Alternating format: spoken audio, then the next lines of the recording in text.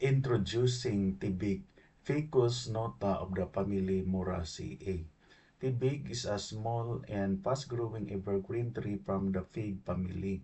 It is usually found in thickets and in lowland and montane forests, often along streams or in water-saturated areas.